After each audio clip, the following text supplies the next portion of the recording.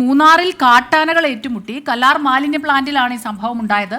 കൊമ്പനാനയും ഒറ്റക്കൊമ്പനും തമ്മിലാണ് ഏറ്റുമുട്ടിയത്. ദൃശ്യങ്ങൾ 24-ന് ലഭിച്ചു. ആ ദൃശ്യങ്ങളിലേക്ക് ആദ്യം.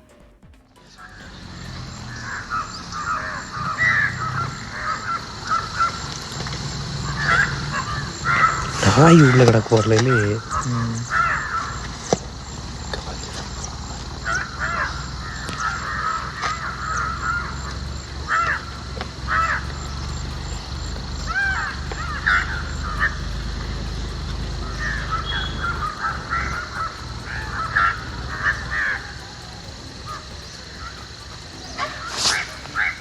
രാഹുൽ വിജയനാണ് വിവരങ്ങളുമായി ചേരുന്നത്. രാഹുൽ, ഇത് എന്താണ് സംഭവിക്കുന്നത്? ഇത് ജനവാസ മേഖലയിലല്ല എന്ന് തോന്നുന്നു അല്ലേ? ഇത് എങ്ങനെയാണ് അവസാനിച്ചത് ഈ ഏറ്റുമുട്ടൽ?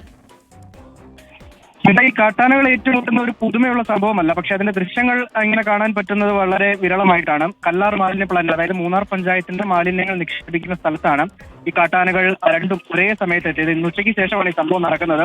ഇവിടെ പലപ്പോഴും ആനകൾ എത്താറുണ്ട്. ഒറ്റയാനകളാണ് സാധാരണ ഈ പ്രദേശത്തേക്ക് എത്താറുള്ളത്. ഇത് രണ്ട് കൊമ്പനാനകളാണ്. അതിൽ ഒരു ആനയ്ക്ക് ഒരു കൊമ്പേ ഉള്ളൂ, അതുകൊണ്ടാണ് ഒറ്റക്കൊമ്പൻ എന്ന് പറഞ്ഞത്. ഒരു ഒറ്റക്കൊമ്പനും പിന്നെ രണ്ട് കൊമ്പുള്ള ഒരു കൊമ്പനും. ഈ രണ്ട് കാട്ടാനകൾ തമ്മിലാണ് ഏറ്റുമുട്ടിയത്. കുറച്ച് നേരം അതങ്ങോട്ടും ഇങ്ങോട്ടും അവരുടെ ഒരു ഏരിയ തിരിക്കുന്നതിന് വേണ്ടിയുള്ള ശ്രമം അവർ നടത്തി എന്നുള്ളതാണ് ആ ദൃശ്യങ്ങളിൽ നിന്ന് നമുക്ക് മനസ്സിലാക്കാൻ കഴിയുന്നത്. പിന്നീട് സ്വമേധയാ അത് പിൻവാങ്ങുകയും രണ്ട് ആനകൾ പിൻവാങ്ങുകയായിരുന്നു. പക്ഷേ കല്ലാർ മാലിന്യ പ്ലാന്റിന് സമീപത്ത് തന്നെ ഈ ആനകൾ ഉണ്ട് എന്നുള്ളതാണ് ഏറ്റവും പ്രധാനപ്പെട്ട കാര്യം. അവിടുത്തെ തൊഴിലാളികൾ ഉൾപ്പെടെ വലിയ തരത്തിലുള്ള ബുദ്ധിമുട്ട് ഈ ആനകൾ ഉണ്ടാക്കുന്നുണ്ട്. പലതരത്തിലുള്ള പരാതികൾ വനംവകുപ്പിന് അവർ നൽകിയിട്ടുള്ളതാണ്. എന്തായാലും RRTയുടെ പ്രത്യേക നിരീക്ഷണം അവിടെ ഉണ്ടാകും ഉടൻ എന്നുള്ളതാണ് വനംവകുപ്പ് പറയുന്നത്. ആനകൾ അവിടെ തന്നെ തുടരുന്നത് ആശങ്കയായി തന്നെ നിലനിൽക്കുന്നുമുണ്ട്. ശരി, രാഹുൽ വിജയനാണ് വിവരങ്ങൾ നൽകിയത്. ഒരു കൗതുക കാഴ്ച കൂടിയാണ്. പക്ഷേ രാഹുൽ പറഞ്ഞതുപോലെ തന്നെ ആനകൾ അവിടെ തന്നെ തുടരുന്നുണ്ടെങ്കിൽ അത് കുറച്ച് അപകടമാണ് അല്ലേ? ശ്രദ്ധിക്കേണ്ടിയിരിക്കുന്നു. കാരണം ഓരോ ദിവസവും വരുന്ന വാർത്തകളും നമ്മളെ വല്ലാതെ ആശങ്കപ്പെടുത്തുന്നുണ്ട്. ആ ഒരു അവസ്ഥയിൽ